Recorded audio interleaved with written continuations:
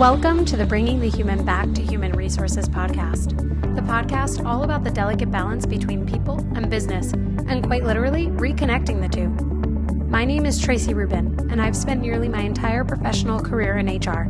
Join me as I share stories, opinions, and words of advice with you each week.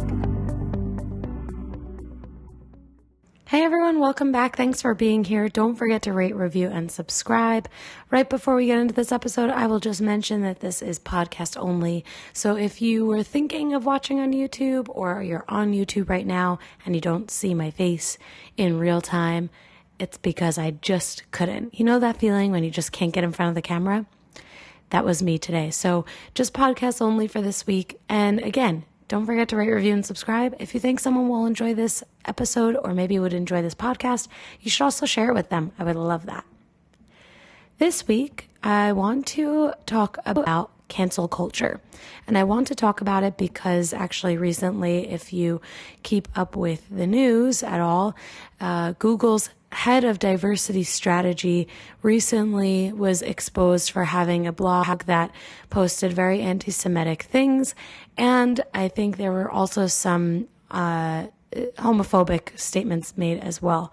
So this person definitely, I would say, approaches the world with a bit of a narrow mind. And so for a diversity strategist, that's a little complicated, right?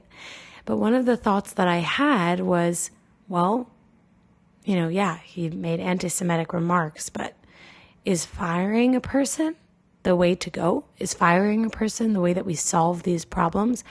And I thought about it because actually in this world that we live in the modern day, we've seen many people, quote unquote, canceled for things they've said in the past, for things they've said presently or in recent contexts, let's say. And I question whether that's really the right approach. So let's take a business example. If someone like this person from Google is exposed for, having said things that are inflammatory, is termination the right move? If someone is a celebrity, is quote unquote canceling them the right move? I mean, we're talking about human beings, right? So can you really cancel a human being? I don't think we should. As a Jewish woman, we've talked about this, right? I mentioned this a few episodes ago. It's hurtful to read things that are inflammatory, that incite hate, that spread misinformation. But if there's anything that I know to be true, it's that education can really open our eyes. It can open the minds of anyone willing to listen, to learn, to hear, to grow. So I believe that actually the best way that we as a society can continue to learn and grow is to, rather than cancel human beings, right? Because you can cancel a series, you can cancel a subscription, but why should we cancel human beings? All it does is write people off instead of actually dedicating the time and patience and effort to helping them grow and live with a more open mind. And so I just wonder, is there a more productive way of going about life? And I think the answer is yes. And actually, I hosted a series of polls on my Instagram last week and over the weekend that I would like to review because actually it seems like the majority of us, at least based on the sample size in my polls, would agree with that yes, there's a more productive way to deal with insensitive comments, people who maybe have made inflammatory remarks. There's a different way of dealing with those things, potentially. So I'm going to go through the poll questions, and I'm going to offer some messages and tips that people have sent me through the polls and outside of the polls as it relates to cancel culture. For example, first question, how do you feel about cancel culture? 85% of people who answered said that they feel cancel culture is bad and there's no room for error. When I asked the same population, are you afraid of making mistakes in the workplace because of cancel culture? The majority, 56% of people said yes. And you know what? I tend to agree.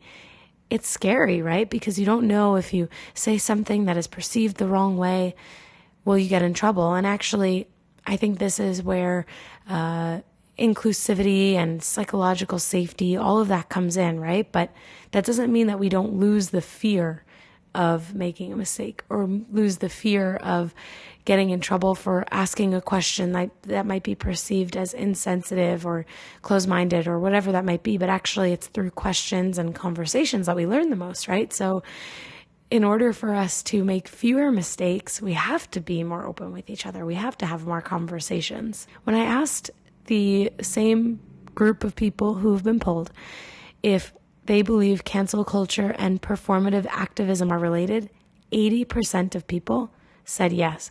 And I asked this question because we've seen companies really take a stance on these things, right? Companies, for the most part, didn't speak about anti-Semitism or spoke about anti-Semitism through other groups, which really it shouldn't happen, right? Because if we're talking about hate for one group, we should just talk about hate for that group.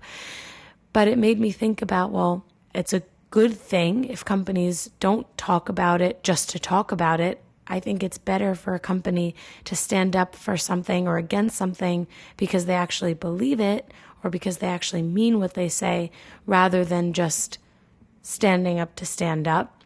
And so when we think of this performative activism, which is not just company-based, I think there's a lot of calling out of people who are potentially performing their activism or picking and choosing who they stand up for.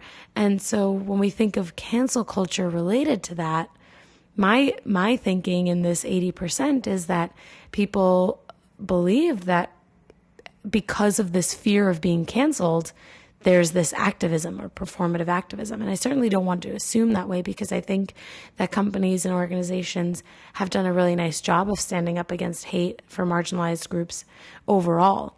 But this is an interesting metric to me because, I mean, that's the vast majority of people saying that, yeah, cancel culture and performative activism are related. And it begs the question of whether people are authentic in their activism. When asked, should companies take a stance on social issues, 85% of people said yes. And then I specifically asked, well, has your company or organization taken a stance on racial or social issues? Or have they addressed these issues? 66% of people said yes. So of the 85% who said yes, companies should, only 66% have seen their companies or organizations take a stance. So it seems like there's a margin there of people who would really appreciate if their companies and organizations did stand up to address these social issues. And so I asked, if you said yes, do you believe that your company or organization is doing a good job? And it's interesting because 46% of people said no. So let's go over that again. 85% of people polled said, yes, I think companies and organizations should address social issues. 66% said that their company or organization addresses social issues today. And yet 46% of those people who said, yes, my company addresses these issues, said that the company is not doing such a great job. So I was curious about that answer because even though it's not the majority, that's still a huge percentage of people who say, hey, yeah, my organization is not doing such a great job in addressing these issues. So I asked a follow-up question like, hey, if you said that your company is not doing a great job, what could they be doing better? And one of the messages that I got said, proactively include different groups and causes, not just when employees push for it. So that's really interesting because I got a few messages like that where it said, I wish my company just addressed issues without us having to ask them to address issues. And I think that's tough because companies are definitely looking for their employee demand on certain things. And I think social issues are social issues when we say, hey, this is an issue and we need to do something about it. And so I think it could be a little hard for decision makers in a company to say, oh, this is an issue that we need to stand for, because then you actually have to, this comes down to the DE&I, you have to make sure that you have a diverse group of people who take issue in multiple things and represent multiple backgrounds, because otherwise this is where I imagine certain groups could get lost if there isn't employee demand for standing up against the issues. I also think the court of public opinion can be pretty tough, and these issues are not easy to talk about. Like, I think about why companies didn't talk about the anti-Semitism across the world, and I think it's because of the politicizing of Jewish lives. And this, I feel very strongly about. It's a personal issue for me, of course, but I think that's probably why. And like I said, I'd rather a company not say anything than say something that loops in other groups or, says, creates a more inflammatory response. I think it's better to really think about what do we really believe in? What do we stand for? And it's unfortunate if hate on all fronts is not called out, but I do think it's good to practice good judgment and really think about what your message says, how you're going to say it, because just saying anything doesn't work. You have to really say something that you believe in and that you're proud of. But I get that there's this desire for the company to know what to say and to say the right thing at the right time and with urgency. And there are organizations for sure that do a really good job. Just like this 54% of people said, hey, yeah, my company is doing a really good job of addressing these social issues. But we know that with anything that's based on communication, it's always a huge process. I'm sure there's a lot of red tape, and especially the bigger the organization, the more red tape there probably is. But this just shows that there's probably some room for improvement. So then I wanted to figure out, okay, well, who of my audience on Instagram that is part of this sample size, who is in a decision-making role? So it turns out 53% of people polled are decision makers in their organization. And I asked this because I wanted to understand, has anyone in a decision-making role terminated an individual for expressing themselves on social issues in a controversial way? And so 30% of people said yes. And I'm part of that 30%. I didn't take the poll, of course, but I have in my career terminated individuals for their controversial commentary. And when I think back on these experiences personally, I think about, well, gosh, what did that do other than save face for the organization? Because of course, terminations often come out of a risk assessment. Like, is it risky to keep this person employed? Is it risky to terminate them? Which is the more beneficial route for the company? That's ultimately the decision-making factor, right? What is going to mitigate the risk for the company from a legal perspective?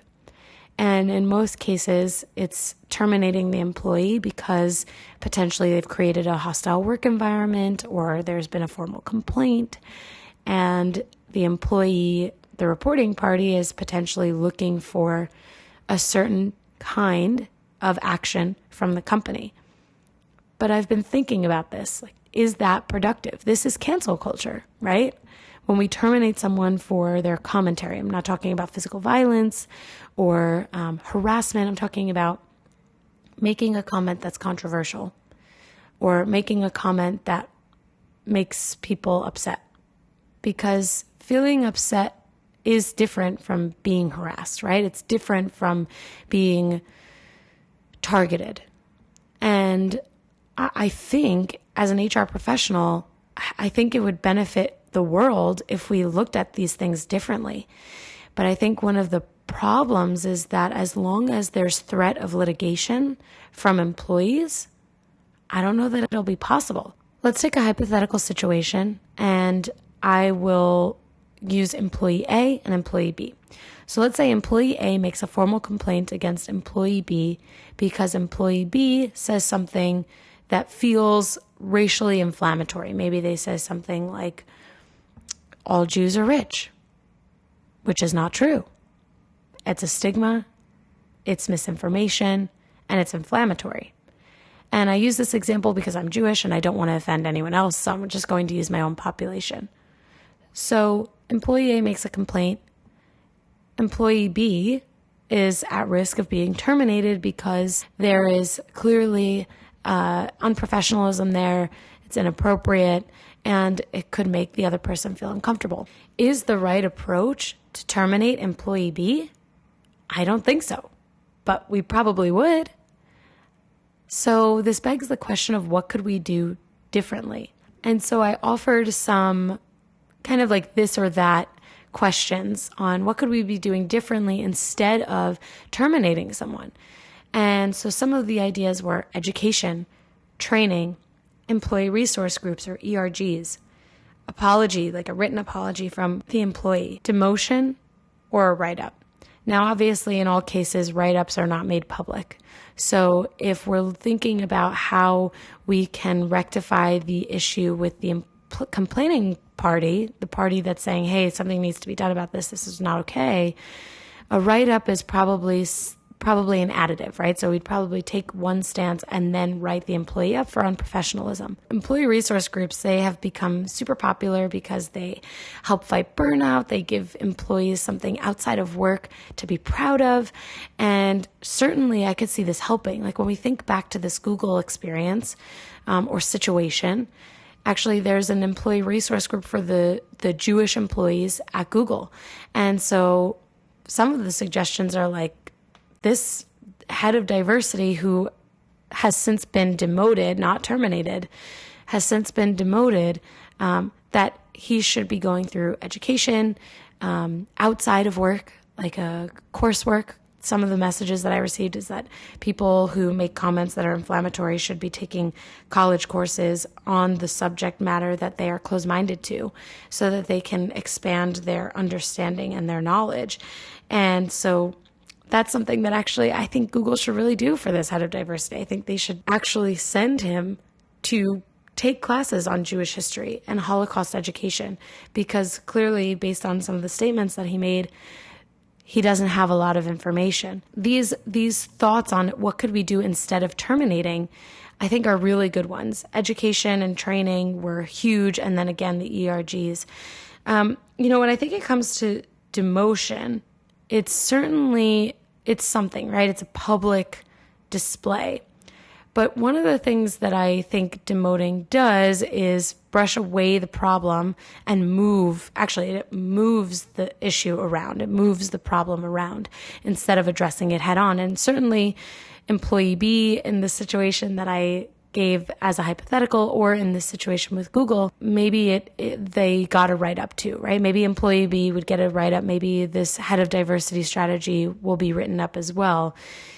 But I don't think that's enough, right? If we want to really get rid of this idea of cancel culture and just terminating for mistakes, terminating for, errors in judgment, then we're not going to really send that person out into the world with any growth or knowledge. And while it's certainly not the company's responsibility to do that, it definitely makes the world a better place.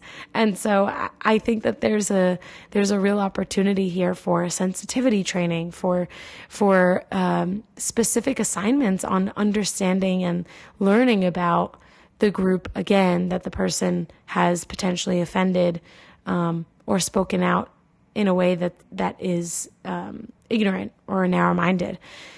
But it begs the question then again of like, who manages that? Who makes sure that it's done? Whose responsibility is it to make sure that this person is now being trained on things that the company doesn't inherently manage? And so I think that could be a little tough.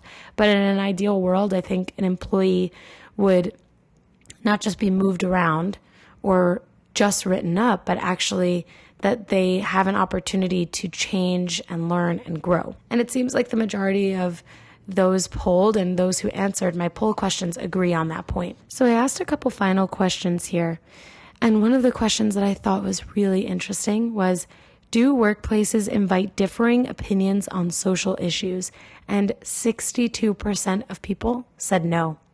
And to me, that's so disappointing, right? Because this is inherently the problem, I think, that we are not feeling psychologically safe to have difficult conversations, to talk about social issues and how they impact us.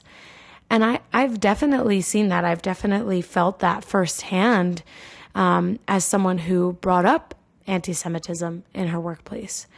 And, I think it'll be interesting to see how this movement toward social awareness and companies and organizations getting involved. I think it'll be interesting to see how this evolves, because DE&I is only as good as the company is about being inclusive in the conversation and being open to the conversation from all of its employees. And I think that's where employee resource groups can really support and drive that change, especially for the 62% of people here in this polling group that feel a little disincentivized to offer their opinion. And I think this kind of comes back to the being afraid of making mistakes. If we all just always agree with each other, we're never going to grow. We're never going to see progress. And I think that this is all related to how we handle these difficult conversations on social issues. I mean, really, they shouldn't be difficult conversations, right? We should all be able to say, hey, we stand up against hate, and we stand up against hate against this group and this group and this group and this group. But I think where some of the challenge has now come in is that we've taken a stance on one group and then taken a stance on another group and then another group. But if a group that's experiencing hate in the current context is not then spoken about, then actually it does look performative, right? It does look inauthentic. It looks like then that person from that group that hasn't been mentioned isn't welcome to offer their feelings, to offer their insights. And while that might not necessarily be true in reality, and it could just be a reflection of the company's understanding of what's going on, again, kind of coming back to this feedback that employees potentially don't want to have to push for the communication, but might have to. I think this is where we potentially can see the breakdown across the board, that there's fear and there's politicizing and there's concern and there's worry about making mistakes and feeling like there's potentially not a lot of inclusivity on differing opinions. I mean, this feels like a huge, messy bubble that needs to burst so that employees can really have candid conversations with each other and with their decision makers. And then finally, coming back to this accountability conversation, should people be held accountable for their past mistakes? 71% no, but when asked about current mistakes or insensitive remarks, 79% said yes. So this to me is probably the perfect metric for why we should cancel culture, because the vast majority said no, we shouldn't hold people accountable for their past, but we should hold people accountable today. And I totally agree with that. I mean, when we think about accountability, I specifically asked about termination. And so when we think about, again, this Google example, I totally agree. I don't want to see, as a Jewish person, I don't want to see someone terminated for what they've said. Even though they were super hurtful comments and very inflammatory, I want that person to receive education. I want that person to take classes and to become a person of growth and someone who has taken away new learnings and looks at the world with an open mind and looks at Jews with a different lens, because it's dangerous to have a closed-minded approach in the world, in society. And so I totally agree. We shouldn't terminate someone for the past. We shouldn't terminate someone, like I think of celebrities who have been written off, who have lost their sources of income on the majority because of things that happened in their past in a different social climate. Because I do think context matters, even if comments are inflammatory. I think context matters, especially if someone lacks education or if someone's a comedian and everyone's being poked fun at. I mean, it doesn't make it right that there was something inflammatory said, but it certainly gives an opportunity for learning and growth rather than just cutting off their sources of income and throwing them out into the world with no purpose. I think that's just as dangerous. And so, yeah, I think current remarks, current mistakes, all of those things, yes, I can see accountability happening, but I also think accountability doesn't necessarily need to be a termination. But again, this comes down to whether employees decide whether or not they are going to sue their employers for things that could offer a learning moment for that other person. Like I know, for example, if someone said something inflammatory against Jews in my workplace, I wouldn't want them terminated. I would want that person who made the inflammatory remarks to be given an opportunity to learn, to listen, to grow, to be educated That's what I'd like to see. But I think it's going to require everyone in situations where they've been made to feel potentially a little uncomfortable or offended to be able to look past what they want and look at what is potentially best for the person who they are uncomfortable with or offended by and the world. I mean, we spend more time at work than we do at home. Even if home right now is still remote and the office, we still spend the majority of our time working.